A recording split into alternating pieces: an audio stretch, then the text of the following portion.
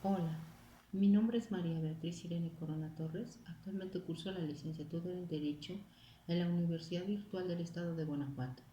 Mi número de matrícula es 20-01-6178. El módulo que curso es Derecho Procesal Civil 2. Mi asesora educativa es la doctora Cintia Montserrat Zacarías López.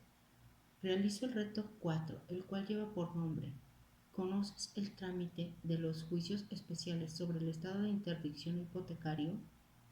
Hoy es 29 de marzo de 2022, fecha con que elaboro el video.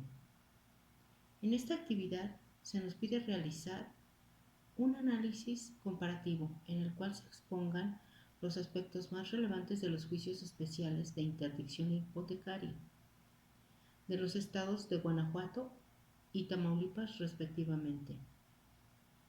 Según el tema a elegir, el mío fue el juicio especial hipotecario. Sin más preámbulo, daré inicio al análisis comparativo sobre el juicio especial hipotecario.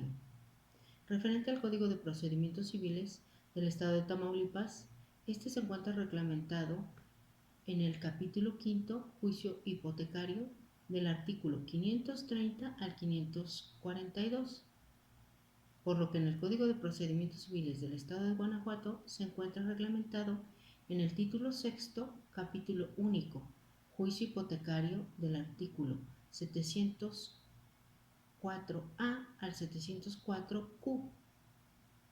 El análisis comparativo lo haré en base al procedimiento del juicio hipotecario que, según Ovalle Favela 2003, nos señala que consta de tres partes.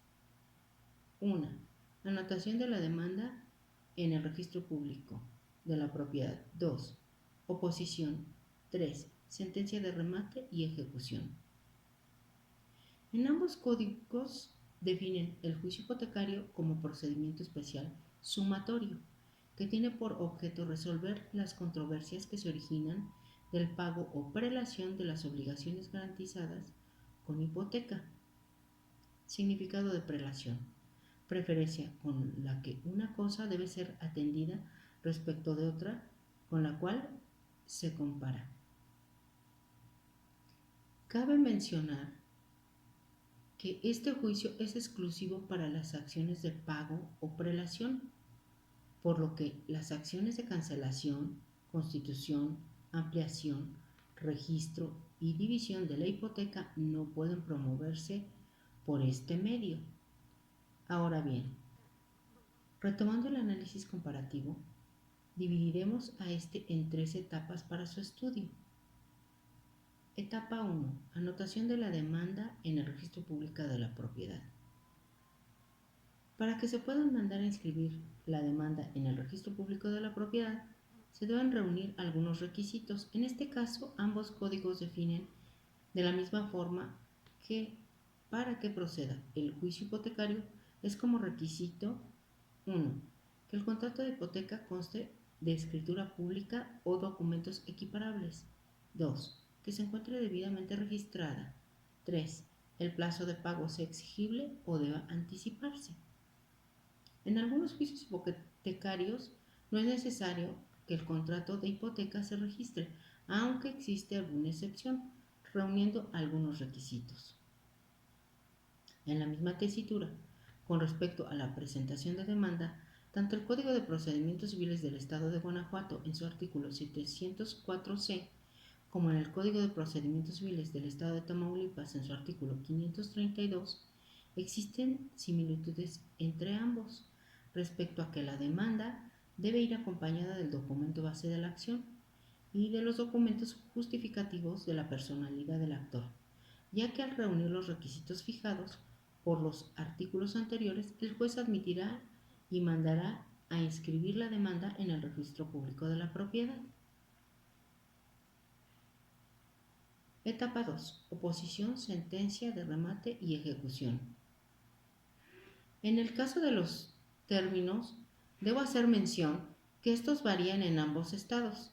Por ejemplo, en el Código de Procedimientos Civiles del Estado de Tamaulipas, en el artículo 532, fracción B, dice que se correrá traslado de la demanda al deudor y se emplazará para contestar la demanda en el plazo de 10 días. Por otra parte, en el Código de Procedimientos Civiles del Estado de Guanajuato, en el artículo 704D dice que se emplazará para que conteste la demanda dentro de 5 días, ocurra pagar lo reclamado o, en su caso, a contestar la demanda y a poner las excepciones que correspondan. Por otra parte, con respecto a las excepciones, considero que son más amplias en el estado de Guanajuato, toda vez que en este artículo está comprendido por 12 fracciones. Así lo podemos ver en el Código de Procedimientos Civiles del estado de Guanajuato, el artículo 704E, que dice: cuando contestamos la demanda, solo pudimos oponer excepciones establecidas en él, teniendo establecidas las 12 fracciones referentes de excepciones. En cuanto al Código de Procedimientos Civiles del Estado de Tamaulipas, el artículo 539 dice: el procedimiento contrario se abre mediante la oposición de la demanda, haciendo valer excepciones dentro del plazo fijado para el emplazamiento. Contestada la demanda, haciendo valer las excepciones, se seguirá el juicio con sujeción al procedimiento sumario. En los juicios hipotecarios son admisibles toda clase de excepciones. Como referencia, en ambos códigos se deben presentar documentos para poder presentar la demanda. Etapa 3. Sentencia de remate y ejecución. En esta última etapa, el Código de Procedimientos Civiles del Estado de Guanajuato dice: artículo 704G.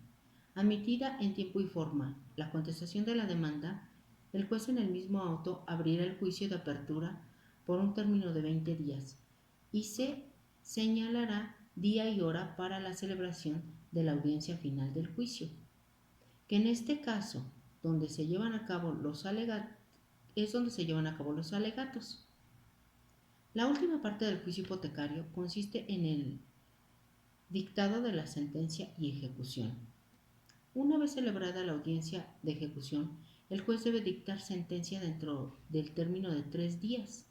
Por otra parte, el artículo K 704-K al 704-Q, en la sentencia del juez debe analizar si procede la vía especial hipotecaria y si procede el remate de bienes, para lo cual señalará fecha y hora de la audiencia de remate.